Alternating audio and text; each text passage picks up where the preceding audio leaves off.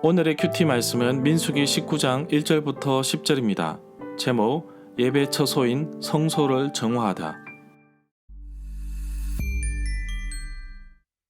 먼저 앞뒤 문맥을 살펴보겠습니다. 아론의 쌍난 지팡이를 통해 아론의 지도력을 회복시킨 이후 제사장과 레위 사람들의 직무를 주셨습니다. 그리고 땅을 분배받지 않는 이들이 생계를 잇기 위해 어려움을 당하지 않도록 재물을 나누는 방법과 몫의 규정을 정확하게 짚어주셨습니다. 땅을 기업, 유산으로 받지 않은 레위 사람들은 이스라엘 백성들의 소산의 10분의 1, 11조를 통하여 살아가게 되고 레위 사람들도 받은 11조에 또다시 11조를 구분하여 여호와께 드림으로 제사장들이 살아갈 수 있도록 육적인 양식을 공급하고 계십니다. 제사장과 레위 사람들의 역할, 직무가 어느 정도 정리가 되자 이제는 예배의 처소인 성소를 정화하는 방법에 대해서 설명하고 계십니다. 붉은 암송아지를 태워 얻은 재를 가지고 정화하는 데 사용합니다. 문단을 나눠보겠습니다. 1절부터 8절은 붉은 암송아지 재 만들기, 9절부터 10절은 붉은 암송아지 재 보관, 2절에 보면 여호와께서 명령하신 율례, 규례를 소개하고 있습니다. 이스라엘 백성에게 붉은 암송아지를 끌어오게 합니다. 붉은 암송아지는 흠이 없고 아직 멍에를 메어본 일을 하지 않은 것이어야 합니다.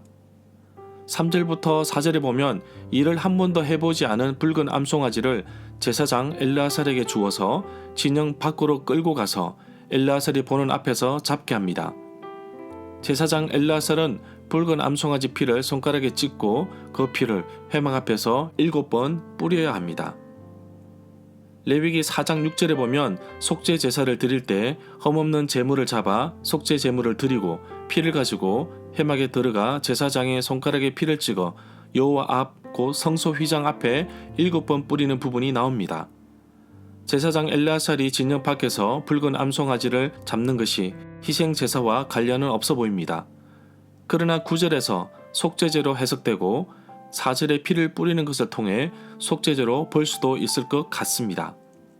5절부터 7절에 보면 제사장이 보는 앞에서 그 붉은 암송아지를 태우고 그 가죽과 고기와 피를 모두 다 불태워야 합니다. 동시에 제사장은 백향목과 우슬초와 홍색 털실을 가져와서 암송아지를 불사르고 있는 그 불 가운데 그것을 던져야 합니다.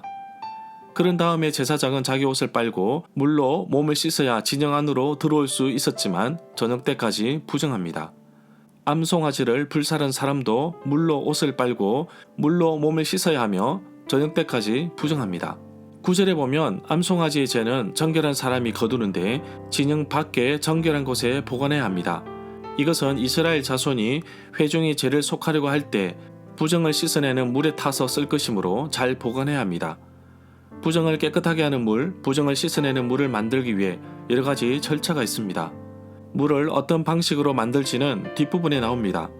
히브리서 9장 13절에 보면 암송아지의 재를 부정한 자에게 뿌려 그 육체를 정결하게 하여 거룩하게 한다고 말씀하고 있습니다. 절마다 상세한 설명과 구절 해석, 그리고 핵심 내용과 중심 줄거리는 네이버 블로그에 올려져 있습니다. 내게 주시는 교훈입니다. 붉은 암송아지 잿물을 사용하여 부정한 것을 정결하게 하였다 하더라도 또 오염될 수도 있고 부정할 수 있습니다. 또 반복적으로 정결 예식을 거쳐야 하지만 이제는 그럴 필요가 없습니다. 예수님께서 우리 죄를 완전히 깨끗하게 해주셨습니다. 예수 그리스도의 보혈로 정결케 되었습니다.